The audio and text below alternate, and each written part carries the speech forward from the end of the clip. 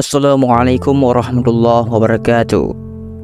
Alkisah, pada suatu hari ada seorang Baduy yang pergi meninggalkan kampung halamannya untuk mengembala mencari seseorang yang paling durhaka dan seseorang yang paling berbakti kepada orang tuanya.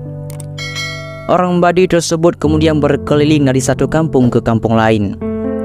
Di tengah perjalanan, dia bertemu dengan orang yang sangat tua yang sedang berada di tengah padang pasir dengan cuaca yang sangat panas. Si Baduy itu pun kemudian mendekat ke arah orang tua tersebut. Ternyata di lehernya terlilit seutas tali dan ia terlihat sangat kehausan. Sebagaimana dijelaskan Ibrahim bin Muhammad Al-Baihaqi dalam kitabnya Al-Mahasin wa Al-Masawi, di belakang lelaki tua tersebut ada seorang pemuda yang sedang memegang cemeti. Pemuda itu pun berkali-kali memukulkan cemetinya ke tubuh lelaki tua tersebut hingga nampak luka-luka pada punggungnya. Melihat kejadian tersebut, orang Baduy itu pun bertanya, "Nak, tidak takutkah engkau kepada Allah menyiksa bapak yang tua renta ini? Apakah seutas tali yang mengikat lehernya belum cukup menjadi hukuman baginya sehingga kamu harus memukulnya?" Lalu pemuda itu menjawab, "Ayahku memang harus disiksa seperti ini."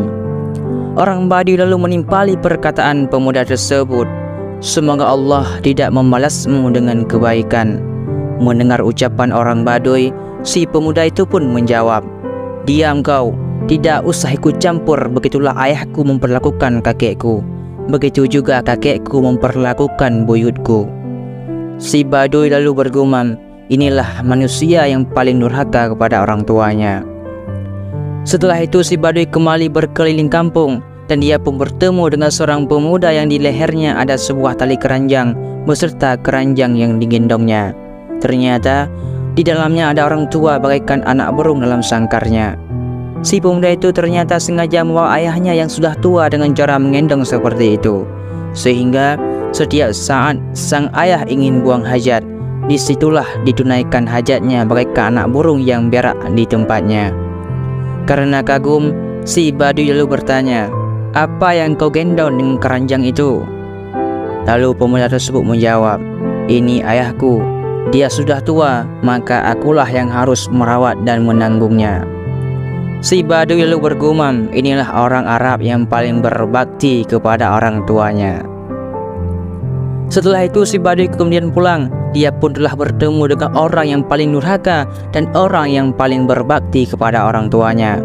Saat bertemu dengan pemuda yang durhaka kepada orang tuanya, si Baduy melihat betapa buruknya kedurhakaan yang diperbuat oleh si pemuda. Dia tega mengikat leher ayahnya dengan seutas tali dan memukul punggungnya dengan cemeti. Dan orang yang durhaka kepada orang tua jelas merugi dunia dan akhirat. Pertemuan si Baduy dengan pemuda durhaka tersebut juga memberikan sebuah pelajaran penting, bahwa hal tersebut adalah balasan yang dipetik seorang ayah yang durhaka kepada orang tuanya, sehingga dia pun memetik hasil yang sama melalui anaknya. Oleh sebab itulah, berbuat baiklah kepada orang tua kita, supaya anak cucu kita nanti mewarisi perbuatan baik yang kita lakukan kepada orang tua kita. Adapun dari kisah Baduy yang bertemu dengan pemuda yang berbakti kepada orang tuanya, kita bisa mengambil pelajaran bahwa sudah seharusnya seseorang anak berbakti kepada orang tuanya yang telah berkorban sangat besar. Dari pemuda yang berbakti kepada orang tuanya tersebut, kita bisa mengambil hikmah bahwa orang tua adalah prioritas paling utama. Apalagi jika usianya semakin menua, maka dari itu yang muda seharusnya yang merawat, memenuhi kebutuhannya dan berbakti kepadanya, dan Allah lah yang akan membalas semua itu. Sekarang bagaimana dengan kita?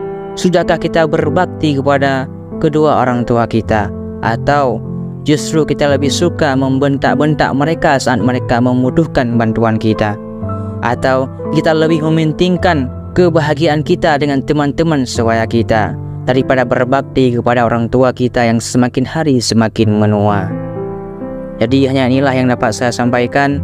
Mudah-mudahan bermanfaat bagi kalian semuanya. Saya akhiri, wallahu alam bisawab. Assalamualaikum warahmatullahi wabarakatuh.